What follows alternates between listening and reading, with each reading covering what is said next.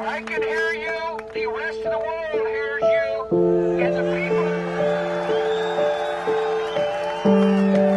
And the people who knock these buildings down will hear all of us soon.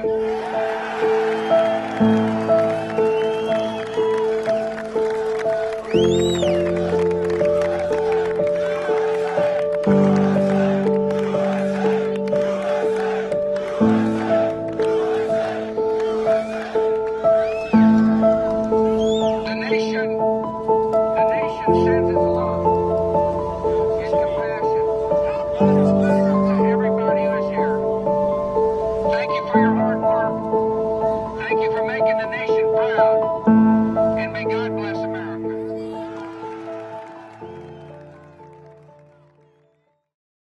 Okay. I started with the company in 1988. Every line officer position I've held, I've been a trustee. The only thing I haven't been is a treasurer and a chaplain. I was actually at home. I was working at home in my office, and a news flash came on the television. My wife happened to be in the kitchen watching a show, and I heard them break into the news about a plane crashing into the one tower, just the first plane. And so we both started immediately watching it. And as soon as we saw the second plane hit, we knew that this was an attack. So we just watched that continuously for the rest of the day. So I do know that evening, a group of us talked. We did talk about sending a crew, and we ended up sending 2 crews. I don't recall specifically why I didn't go on the 12th, but I believe I had a work appointment that I could not miss. So we sent a crew on the 12th, and then I went with the crew on the 13th to Ground Zero. And that, other than when I was in elementary school, that was my first time being in New York City. On the 13th, it was actually overcast and raining, very light rain there, but we couldn't even get close to Ground Zero. They had all of the roads in the area cordoned off. So the people that had been up the day before gave me the directions, because I didn't even know how to drive there. This was before GPS, your phones. So they gave me the directions. We drove in, we parked, and then we actually, a flatbed truck came up that was taking supplies down to Ground Zero. We climbed on that and rode in the back of the flatbed truck all the way down to Ground Zero. Nobody was down there. It was just deserted, but it was very foggy, and the dust was right there, and even the rain didn't help settle the dust. It was very thick. You could see the particulates in the air. It's very hard to breathe. And especially being my first time down there, I really could not make sense of what I was seeing. You have the tall skyscrapers, and essentially the face of every building. They used to be glass, but there was nothing there. So you would look and all you would see are offices. All the way up as far as you could see, it was just offices, no fronts on the front of any of the buildings. There were what appeared to be buildings that were on their side. And I have since learned that right downtown, there were basically walkways and things like that across, but I couldn't make sense of them when we were walking through the fog and just seeing, you'd look into and see people's desks, and there's papers blowing around in the air and this dust. It was very, very hard to describe. And to even make sense of where you were or what you were looking at. A lot of times people say, it looks like a war zone, and that's exactly what it looked like. It looked like a bomb had gone off. The buildings were just toppled over. There were no fronts on the buildings. It was literally unbelievable.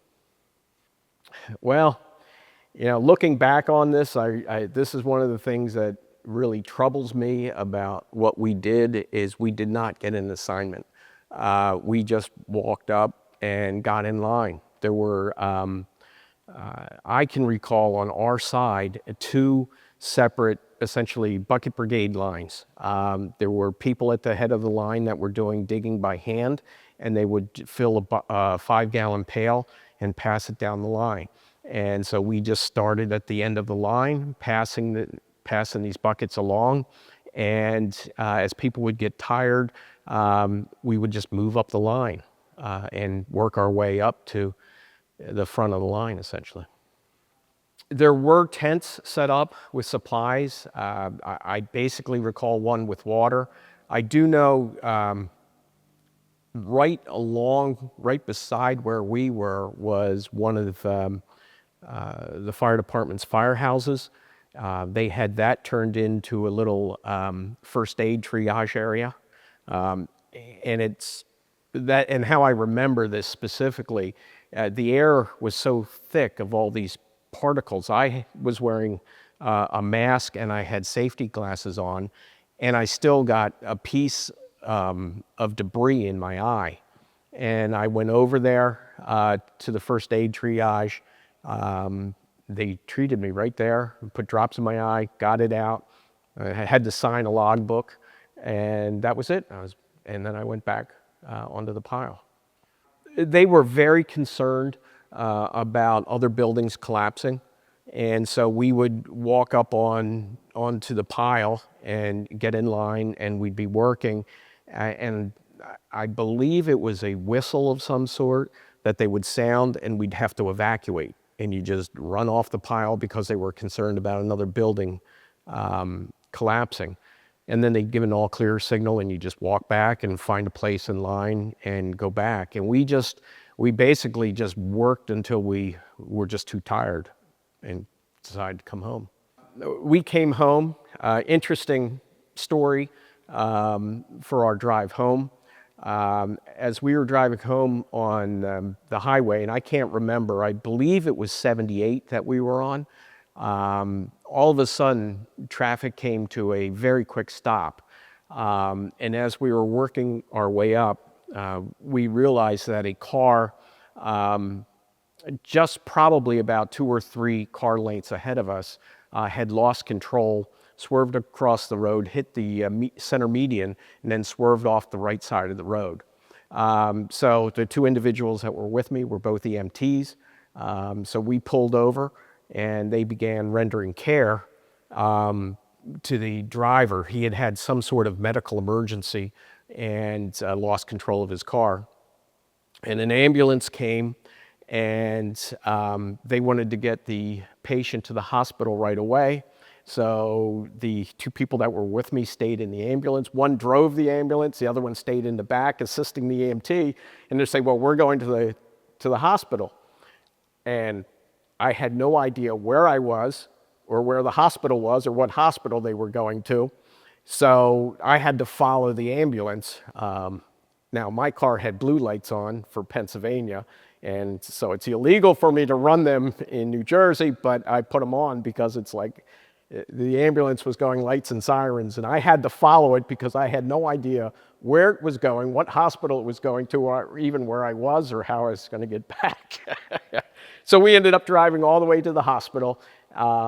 They took the patient in. We hopped back in the car and continued on our way home.